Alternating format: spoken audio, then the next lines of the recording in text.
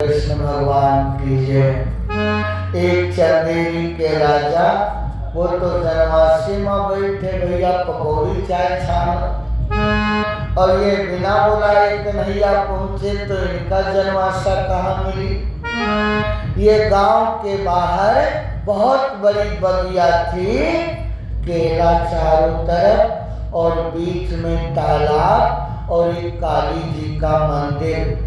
राजा भीष्म काली के पुजारी थे। कन्हैया बोले यदुवंशियों, केला की बगियन में तुम लोग छिप जाओ लाठी लेके, और जब हम शंख बजाई तब निकले हो, वही के पहले कोई न निकले हो। बोला चलो मच्छर से खवाई और का केरा की बाग में सब लाठी लिए बैठे।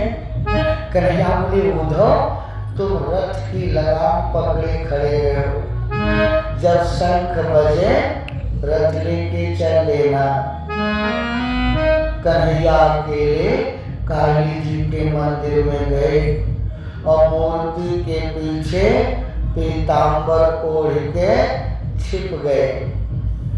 एक तो काली काली, दूसरे कन्हैया वो काली, और मंदिर के दरवाजा छोड़ अंधेरिया, पता नहीं चले थे पाछे कौन खड़ा है। इधर महलों में रुक्मिणी की माँ कहती है कि बेटा रुकुम, अपने कुल की परंपरा है, जब शादी होती है किसी की घर में तो पहले काली की पूजा होती है। बहन का ले जाओ, काली की पूजा करवा लाओ। तब तक एक गुप्त दूत आया, बोला रुकुम भैया गजब हो गया, द्वारिकाधीश कन्हैया भी बगिया में आ गया सेना लेकर। रुकुम बोला उसको किसने बुलाया, चलो उसका तो बाद में निपटे। ए माँ, काली की पूजा बहन करने नहीं जाएगी, क्योंकि वहां काला कलोटा कन्हैया आ गया। अब काली की पूजा करना है ना, तो किसान एक पसेरी मार लो और करिया रंगमा पोत के थोक थाप के काली बना लो। अरे हम काली महाकाली काली के पानी दुर्गा क्षमा शिवरात्रि जो करे प्रभु हुआ निरकाली प्रभु हुआ उस में कर लो। अब बगिया में जाए वाला नहीं है। माँ बोली तेरे को धिक्कार है मूर्ख, इतने बड़े राजा की राजकुमारी और नकली किसान के काली पूजे, तेरी भुजा में बल नहीं है। बराती आए हैं देखना, चंदेरी के सब बराती का जाय के ले, वो सब तलवार भाला भीमपाल मुदर पास कटारी लेके जाए, बहन के तोरे पूजा करवा के ले आओ। पहुंच गया जाके जनवासे में, और दुल्हा जब चलत थे भैया बिहाव करे, तो दुल्हा के साथ माँ एक चलता है बेग लेके रुपया वाली, कौन, या तो जीजा हो या तो फूफा हो। वही दिन फूफा के देखो, भाई बेग है रुपया वाली, फूफा है जा रहे। चंदेरी के राजा शिशुपाल का कौन बन करके आया है साथी, मगध देश का राजा जरासंध बैठा है जनवासे में। रुकुम बोला, ए शिशुपाल एक काम करो, अगर मेरी बहन से शादी करना है तो काली जी की पूजा करवाने चलो बगिया में। बोले महाराज, काली जी की पूजा बगिया में तुम जाओ, तुम्हारी बहन जाए, हम क्यों जाए। बोले जरूरत है, कन्हैया बलराम पूरी सेना लेकर आए हैं। जरासंध बोला का कहो, बोले कन्हैया बलराम। जरासंध बोले बिल्कुल झूठ बोला, कन्हैया बलराम को तो मैंने गौतम पहाड़ पे जला के खाक कर दिया रे। रुकुम बोला पक्का गुप्त दूत बताया आए हैं। जरासंध बोला शिशुपाल मोर उतार के झोरा में धरो, भाग चलो। जब पहाड़ पर फूंके नहीं मरा तो बिहार नहीं तुम्हार हुई, बाई आँख हमारी फरक रही है। शिशुपाल बोला जरासंध। जरासंध बोले मरो, ब्याह करो, हम चले चलो। पूरी सेना लेकर 16 कहार की डोली में रुक्मिणी बैठ करके सखियों के साथ आई। चारों तरफ बाराती लग गए। बारात पूरी सेवा कर रही कि मंदिर के अंदर कोई न जाए। अब मंदिर के अंदर कोई न जाने पाए, जाए वाला तो पहले घुसा पड़ा है मूर्ति पासे। रुक्मिणी पूजा करती है, हे गणेश की जननी, मन की बातें जानती हो, कहने से क्या लाभ, कन्हैया को मिला दो। अब रुक्मिणी पूजा तो करती है लेकिन पूजन क्यों नहीं लागत, अरे नहीं है काका भूल तो नहीं गए। कन्हैया ने देखा रुक्मिणी विचलित है, मूर्ति के पीछे से पीतांबर हिला दिया। रुक्मिणी मुंह फैला के बोले चली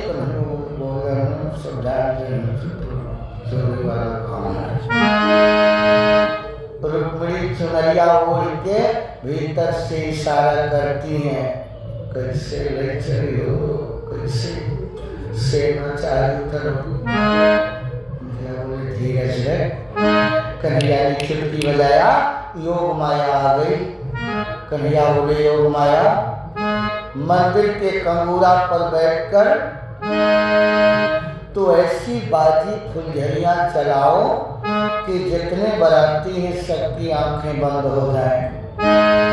योग माया बड़ा भारी 5 कुंटल के भुरका बन गई और ऊपर से एक बार फुर फुर। बाराती बोले भाई शिषपाल, बाजी बहुत बढ़िया लाया है, रवाइश बहुत बढ़िया है, लेकिन वो तो माया थी। फुर फुर फुर फुर इतने जोर से उड़ी कि अंगारा जब गिरा थे, कोई कोई बारातिन के धोती पकड़ उड़े बुझा जल्दी आंखें पर आंखें। बाराती बोले सारे दुल्हा वाला दुल्हन पाई और हम तुम फोड़ के आंखी चली, दूसरा बोला आंखी बंद कर लो भाई, बाजी बहुत अच्छी है। जितने बाराती सबकी आंखें बंद। कुछ फुलझड़ियां मंदिर में पहुंची, सखियों ने आंख बंद कर लिया। कन्हैया रुक्मिणी के हाथ पकड़ के बगल में दाबा, थलिया धर दे, धर पूजना धर, चल लेके जा रहे हैं। अब कोई कोई बारातिन के देही माँ देही जब लगत, कोई जा रहा है, एक बोला आँखें न खोले अपने में कोई होई और ना जानत कन्हैया ले गए। रथ पर बैठाया, शंख बजाया, निकल पड़े यदुवंशी। सखिया बोली भैया रुकुम गजब हो गया, रुक्मिणी गायब है। रुकुम बोला कोई नहीं लेंगे, ये काम कन्हैया के है। शिषपाल जरासंध दौड़ो, पकड़ो कन्हैया को, मारो। जरासंध बोला मौका बढ़िया है, भाग चल। शिषपाल बिहार नारी हुई, देख आंखें में से काजल निकाल लेंगे जान पर, लेकिन असुर थे ना, धनुष बाण तुरंत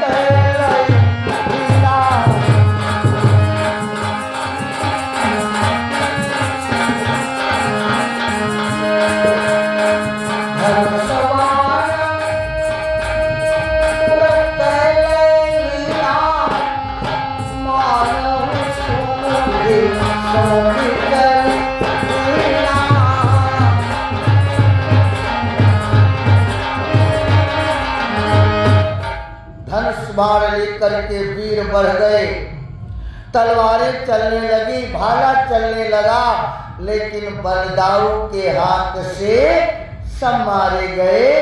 जरासंध शिषपाल भाग गए। रुकुम ने कसम खा लिया कि या तो मैं बहन को लेके आऊंगा या तो मैं गांव में मुंह नहीं दिखाऊंगा। रुकुम पहुंचा, कन्हैया को ललकारा, कन्हैया रोक लेना, या तो तू मेरा बहनोई है या तो माँ का दूध है, अगर पिए तो युद्ध कर। कन्हैया बोले उधो रथ रोक ले। रथ रोका, कन्हैया पकड़ करके रुकुम को नीचे पटका और तलवार निकाल करके जब मारने चले, रुक्मिणी बोली स्वामी ठहरो, मारो मत मेरे प्राणपति, यह समझो भाई मेरा रे, चरणों में पड़ा तुम्हारे, यारों समझो यह तेरा रे।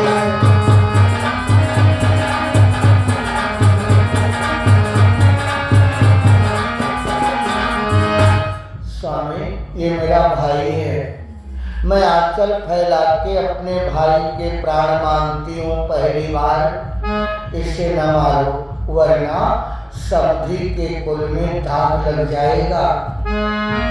कलिया ने क्या उधो इकी मोक्ष दाढ़ी छोड़ ले और भगा दे।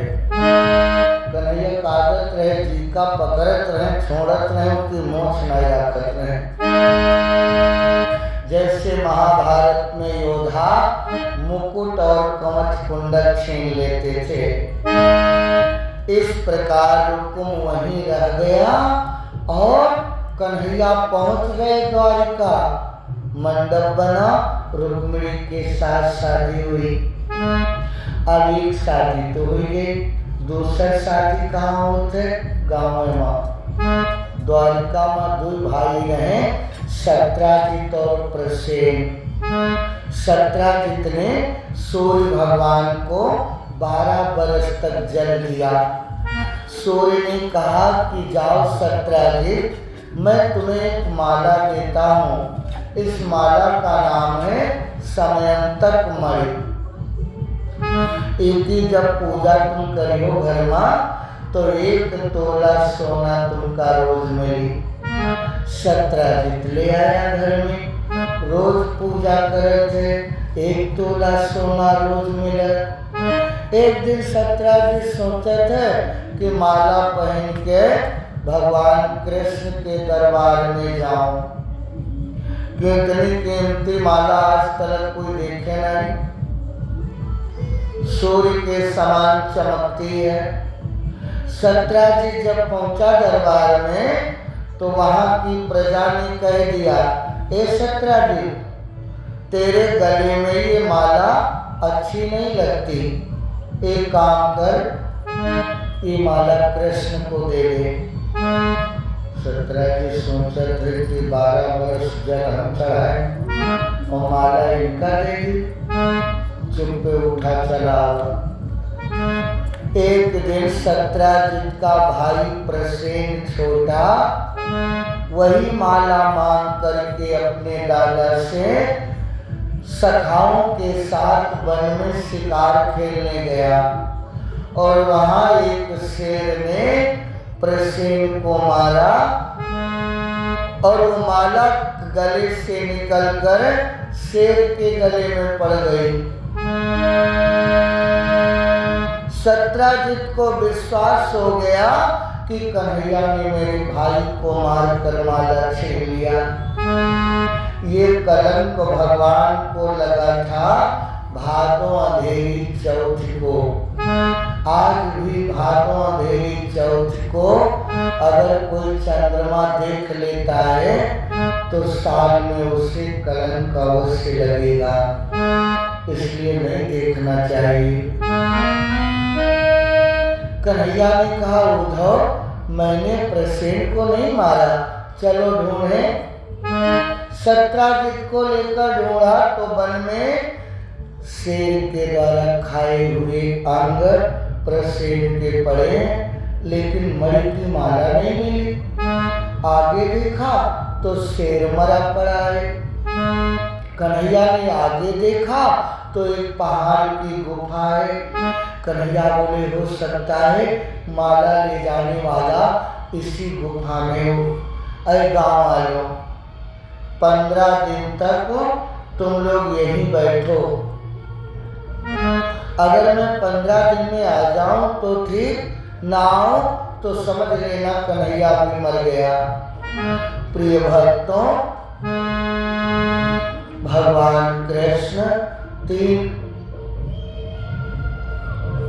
कोई सोवत धरो में आँखें बंद हो जाता है और गिरत नहीं है क्योंकि ठिकानी लगी है चारों ओर लड़की पहले समझ को अब कौन सोच रहे वो हम जाने थे या वो जाने दूसरा नहीं जाने। अब बताइए हम नहीं करें, जब अपने औलाद सोए तो बाप का करें। बोलो नमक बाबा कीजिए। आज 3 लोक के स्वामी गुफा में 7 दिन इनको चलते लग गया। तब देखा कि एक बगिया है और बगिया में एक पलना है।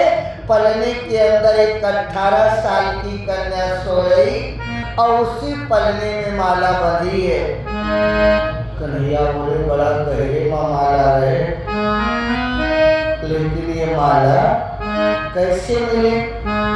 कन्हैया ने जब माला खोलने का प्रयास किया तो क्या देखा? कन्या जाग पड़ी, चिल्लाई पिताजी बचाओ। उस कन्या का पिता था एक रीछ जिसका नाम था जामवंत, त्रेता युग का जामवंत। राम को पहचानता था, कृष्ण को नहीं। युद्ध होने लगा, काफी दिनों तक युद्ध हुआ और इधर 15 दिन पूरे हो गए। सभी लोग जाकर के गांव में बता दिया द्वारिका में कि कन्हैया मर गए।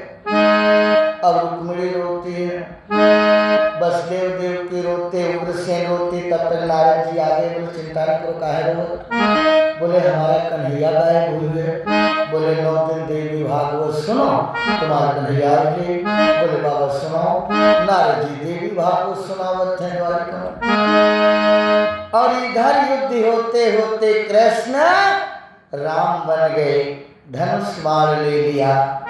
जामवंत चरणों पर गिर पड़ा, प्रभु क्षमा करें, ये मेरी बेटी जामवंती है, मैं ये जामवंती तुमको देता हूँ और ये मणि की माला में शेर को मार के लाया था, ये दहेज है। इस प्रकार दूसरी शादी करके जामवंती का लेके द्वारिका आई और मणि की माला सत्राजित को दे दिया। अब गांव वाले सत्राजित को बैठने नहीं देते, जहां जाता ए भाग, कन्हैया पर झूठे कलंक लगाए हो, मणि की माला ले लिया। सत्राजित नारी से कहते कि अब तो वहां हम कहूँ बैठे नहीं पाई। नारी बोली अपनी बिटिया है सत्यभामा, कन्हैया संविहा पर बोला चढ़ी चालू हो गई। तुम बैठे का लोग तुम्हारे बोल बोलते हैं, क्योंकि तुम कृष्ण के दामाद ससुर बन जाओगे। इस तरीके से सत्यभामा के साथ शादी हो गई, 3 नारियां हो गई ना। इधर हस्तिनापुर से कुंती ने कन्हैया को बुला लिया। कन्हैया हस्तिनापुर चले गए 5 पांडव के वहां, जहां लाख के मकान में दुर्योधन पांडवों को जलाने जा रहा था। और इधर सत्राजित ने गलती किया क्या? शादी अपनी बिटिया की तय किया था कृतवर्मा के साथ और कर दिया कन्हैया के साथ। कृतवर्मा ने सत्राजित का सर काट दिया। सत्यभामा जा करके पहुंची हस्तिनापुर, स्वामी मेरे पिता को कृतवर्मा ने मार दिया। भगवान वहां से आए और कृतवर्मा का चक्र से सर काटा और दाह क्रिया करके पुनः चले गए हस्तिनापुर। एक दिन अर्जुन और कन्हैया रथ पर बैठे जंगल में घूम रहे तो क्या देखा? एक 18 साल की राजकुमारी पेड़ के नीचे बैठी है। कन्हैया ने कहा पता लगाओ कि ये कौन है। अर्जुन गए, बोले देवी तुम कौन हो? बोले महाराज मेरा नाम कालिंदी है, मैं सूर्य भगवान की बेटी हूँ। मेरे पिता ने कहा था कि जब कन्हैया आए तो उन्हीं के साथ शादी कर लेना। अर्जुन आए, बोले भैया ये फूफू के लड़का है। अर्जुन बोले भाई कन्हैया को भगवान नहीं माना, सखा मानते थे। बोले कन्हैया तीन तो घर में बैठी हैं, चौथी और तैयार है। और हमारे कर्म खराब, हम 5 भाई में एक है द्रौपदी, तुम्हारा भाई किस्मत बढ़िया है। कालिंदी से विवाह किया, अब घर आए तो बलदाऊ नाक फुलाए गए। जो छोटे भाई ससुर 4 विवाह करे और हम बड़े भाई वैसे घूमे। बोले अब विवाह न करे, कन्हैया बोले हम विवाह करे थोड़ो है, हुई जात तो हम का करें। बोले अब की कौन सी न्योता आवे तो तय न जाए। कन्हैया बोले ना जाए। तब तक सत्या का स्वयंवर राजा उज्जैन के पत्र भेजा कि कन्हैया बलराम हमारे वहाँ 7 साढ़ हैं, बड़े बड़े बैल, एक उंगली से जो नाथेगा 7 को उसी को अपनी मैं राजकुमारी दूंगा। कन्हैया बोले दादा जाओ। बोले नाथे वाला मंत्र नहीं जानी थे यार। कन्हैया बोले फिर न करो। कन्हैया गए, एक हाथ से नाच कर सत्या को ले आए। लक्ष्मणा का स्वयंवर जब हुआ, बोले तुम नहीं जाओगे। कन्हैया बोले नहीं जाऊंगा। बलदाऊ गए, देश देश के राजा, लेकिन लक्ष्मणा माला लेकर जब आई तो उसने याद किया ओम कृष्णाय नमः। कन्हैया बोले उद्धव लक्ष्मणा बुलावत है। उद्धव बोले तुम्हारा दादा गए हुआ मोरे जी हो। कन्हैया बोले बुलाओ तू जान नहीं कोई वो विवाह कर चले। कन्हैया पहुंचे, स्वयंवर अंदर, कन्हैया बाहर रथ पर एक लंबी लग्गी लेकर पीतांबर जब फहराया, लक्ष्मणा ने देखा, वो निकली, माला पहनाया। कन्हैया बोले उद्धव रथ रोक्यो न भाग चलो चुप जा रहे। देश देश के राजा सब अपन अपन मोछा झाड़ी, चलो भैया घर का विवाह तो हो गए। बलराम बोले किसके साथ हो गई? बोले तुम्हारा भाई कन्हैया बलदाऊ रथ लेकर के चले। आवाज दिया कन्हैया रथ रोक ले। कन्हैया बोले उद्धव रथ रोके, उन्होंने आज ही मारी जरूर। आए, लक्ष्मणा को महल में छोड़ा और खुद नाना के गोदी में बैठे। जब लड़का कोई काम बिगाड़त है तो बुढ़वन फिर भागत है, वह बचे नहीं। उग्रसेन जान के क्यों कुछ गड़बड़ करके आए, तब तक बलदाऊ आई गए आंखें लाल। ए कन्हैया इधर आओ। कन्हैया उग्रसेन का देखे। उग्रसेन बोले बलदाऊ क्या बात? बोले जाना तुम्हारे दुलार ने इसको बिगाड़ दिया है, थोड़ी बात है प्राइवेट, पठे दो। कन्हैया बोले प्राइवेट बात यह है ना ही मारी जरूरत। क्यों बलराम क्या बात? बोले नाना मेरी एक भी शादी नहीं और ये 5-6 विवाह करे बैठे हैं। अच्छा शादी के लिए परेशान हो? बलराम तुम कहाँ भटकते हो? तुम्हारी शादी तो मैंने तय कर दी है। रेवतगढ़ के राजा रेवत की कन्या रेवती वो तुम्हारी पटरानी बनेगी। इस प्रकार कन्हैया की अलग अलग शादी हुई और 16,101 विवाह एक दिन हुई गए। ये जानबूझ के नहीं किया, भगवान मर्यादा में थे, लेकिन किसी की इज्जत रखने के लिए ये शादी करते थे। एक नरकासुर नाम का दैत्य है, उसने कसम खाया कि 20,000 राजकुमारी जब इकट्ठा कर ले तब हम शादी करेंगे। 16,101 कन्या जेल में पत्र भेजा द्वारिका। कन्हैया जान गए कि नरकासुर पृथ्वी का पुत्र है और पृथ्वी का अवतार मेरी नारी है सत्यभामा। बोलो कृष्ण भगवान की जय। नरकासुर को वरदान मिला था कि जब तेरी माँ कहेगी मारो तब ये मरता। कन्हैया बोले सत्यभामा आज के युद्ध में तुम चलो। सत्यभामा बोली, लीलाधारी मैं जान गई,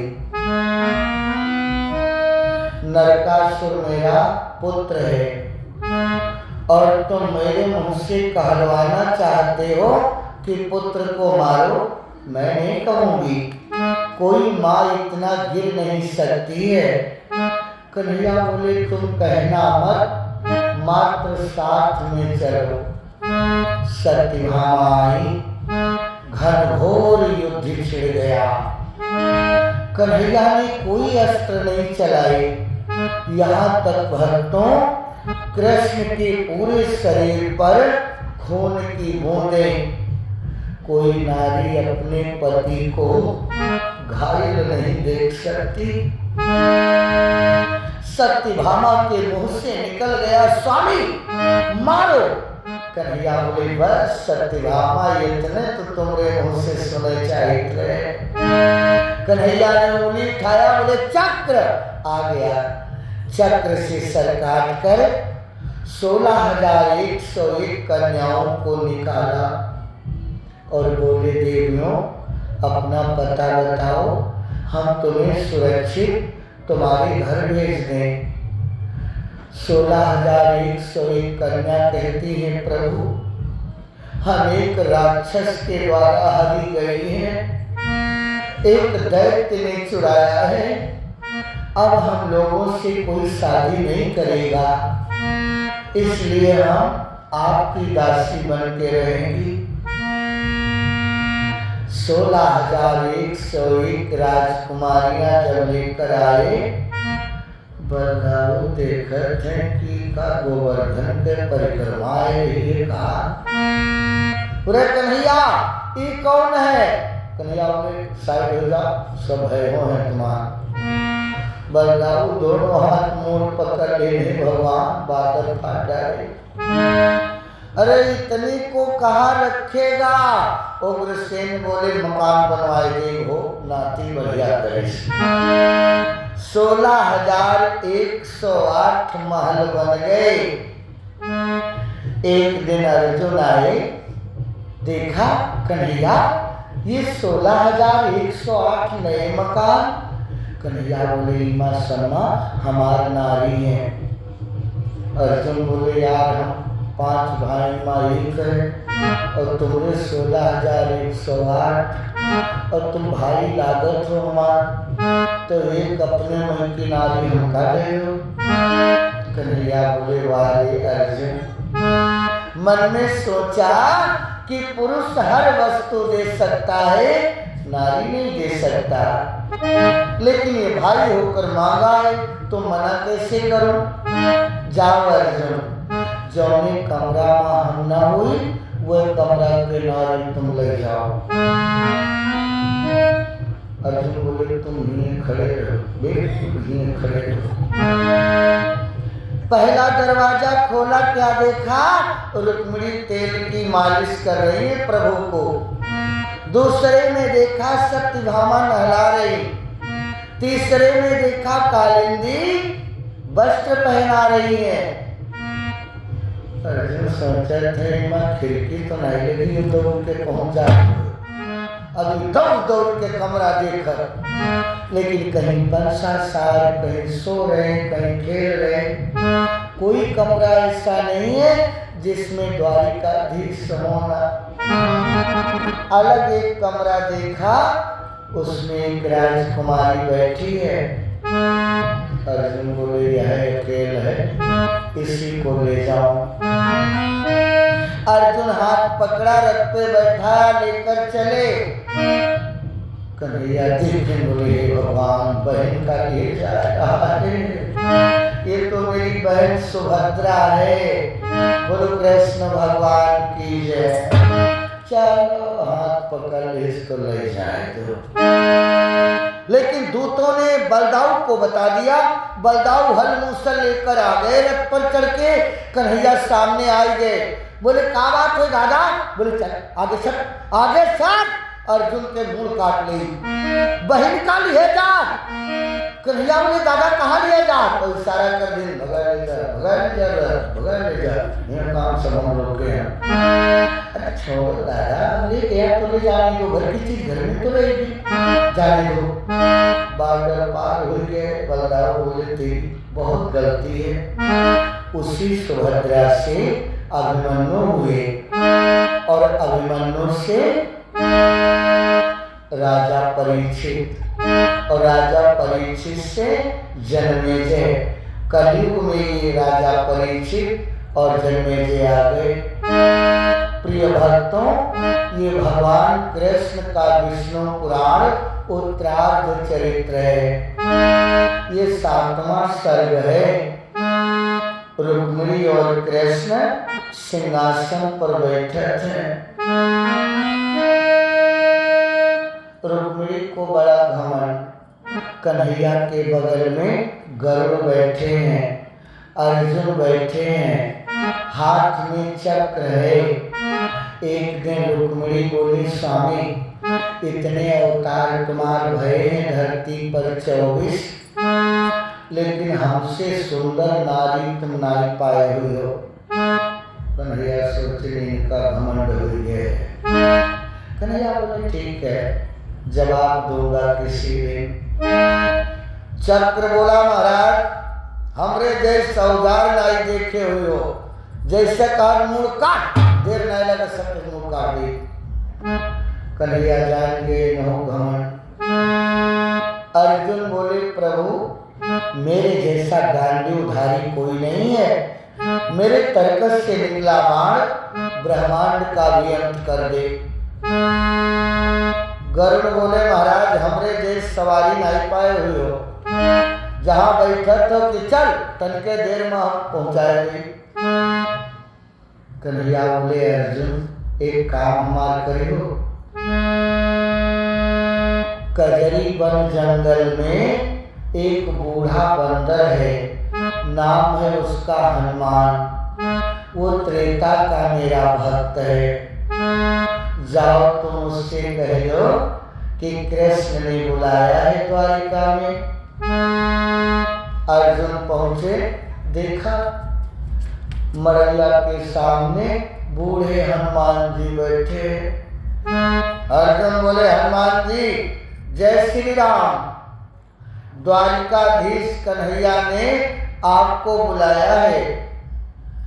हनुमान बोले अर्जुन अभी हम स्नान करेंगे, पूजा करेंगे, भोजन बनाएंगे, खाएंगे, थोड़ी देर आराम करेंगे और तुम चलो हम तुमसे पहले आ जाएंगे।